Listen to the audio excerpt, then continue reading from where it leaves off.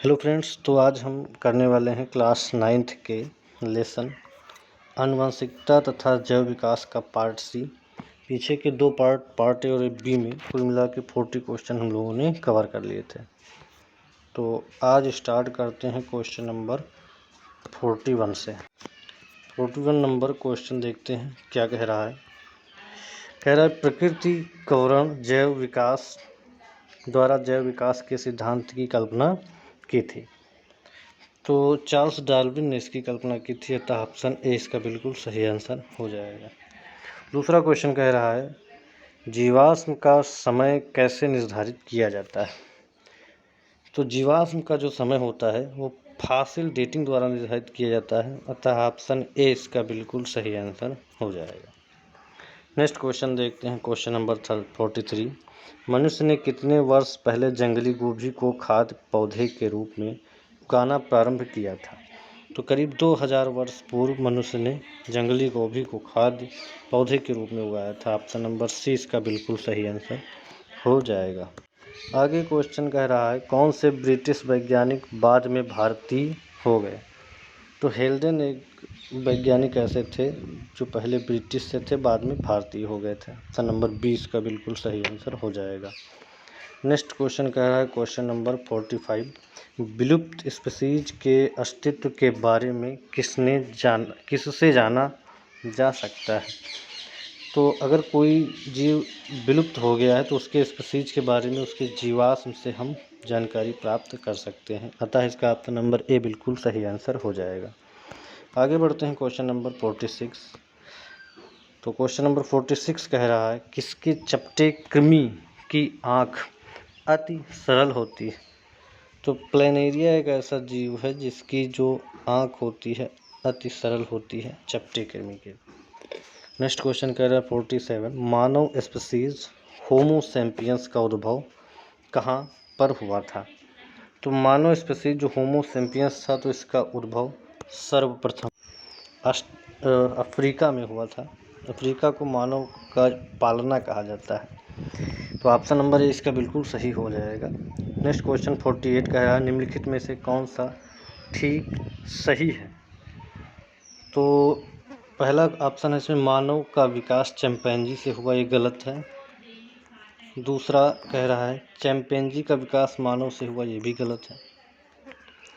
तीसरा ऑप्शन है चिंपैंजी और मानव के पूर्वज अलग अलग थे। और लास्ट ऑप्शन है चिंपैंजी और मानव के पूर्वज समान थे, तो ऑप्शन नंबर डी इसका सही ऑप्शन हो जाएगा। नेक्स्ट क्वेश्चन देखते हैं 49। पृथ्वी की उत्पत्ति के समय किसकी उपस्थिति वायुमंडल में नहीं थी।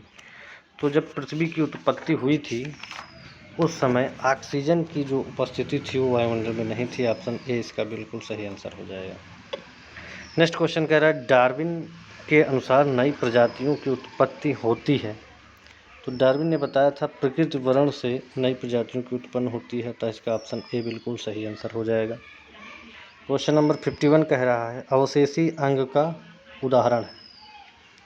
तो जो निमेशक पटल होता है वह एक अवशेषी अंग का उदाहरण है। आगे बढ़ते हैं क्वेश्चन नंबर 52 पे। कह रहा है चमगादड़ तथा पक्षी के पंख किस प्रकार के अंग के उदाहरण हैं।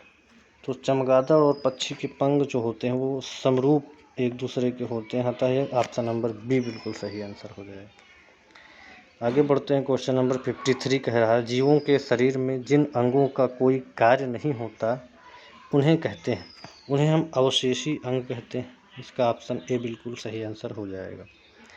नेक्स्ट क्वेश्चन 54 कह रहा है जिराफ की गर्दन का लंबा होना किस वाद का अच्छा उदाहरण है। तो ये लैमार्क का दिया हुआ है वाद, अतः यह लैमार्क वाद का अच्छा उदाहरण है, जिराफ की गर्दन लंबी होना। आगे बढ़ते हैं क्वेश्चन नंबर 55 कह रहा है आर्कियोप्टेरिक्स सरीसृप और किसके बीच की संयोजक कड़ी है। तो यह एक पक्षी के बीच की संयोजक कड़ी है। ऑप्शन सी इसका बिल्कुल सही आंसर हो जाएगा।